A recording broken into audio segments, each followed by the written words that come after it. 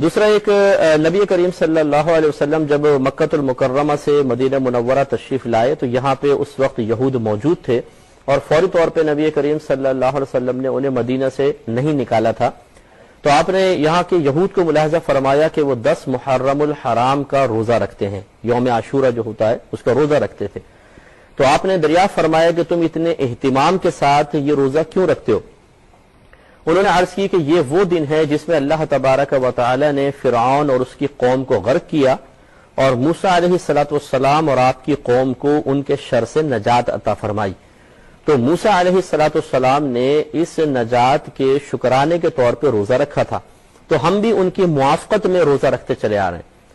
جب نبی کریم صلی اللہ علیہ وسلم نے یہ بات سماعت فرمائی تو آپ نے صحابہ کرام سے ارشاد فرمایا کہ موسیٰ کی موافقت اختیار کرنے میں ہم یہود کے مقابلے میں ہم ان سے زیادہ قریب ہیں، یعنی ہمیں چاہیے کہ ہم موافقت کریں، یہود سے زیادہ ہم ان سے قریب ہیں.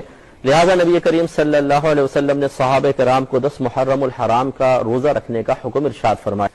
تو کسی نے عرض کی یا رسول اللہ صلی اللہ علیہ وسلم اگر ہم فقط 10 کا روزہ رکھیں گے تو کیا یہ یہود سے مشابہت نہیں ہو جائے گی؟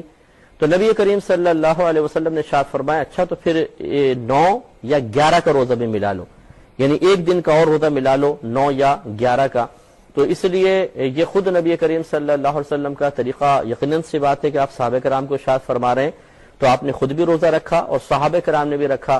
تو 10 محرم الحرام کا روزہ رکھنا یہ گویا کہ سنت موسیٰ علیہ السلام بھی ہے، ہمارے نبی کریم صلی اللہ علیہ وسلم اور دیگر صحابہ کرام کی سنت بھی قرار پائی ہے.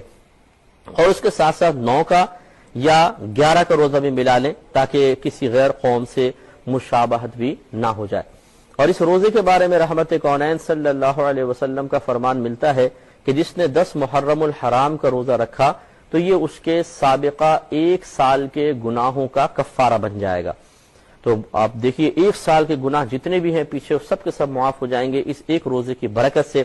اس لیے کوشش کیجئے اور اگر آپ کے گھر میں دیگر افراد ہیں ان کا ذہن بھی بنائیے کہ اگر کوئی مشکل نہ ہو. ویسے بھی غالباً ہمارے یہاں تو چھٹی بھی ہے، 10 میں ہم گھر پر ہی ہوں گے، 9 میں بھی شاید 9 کی چھٹی ہے، تو 9 اور 10 کا روزہ آرام سے گھر میں آسانی سے کٹ بھی سکتا ہے اور انشاءاللہ یہ فضیلت بھی حاصل ہو سکتی ہے.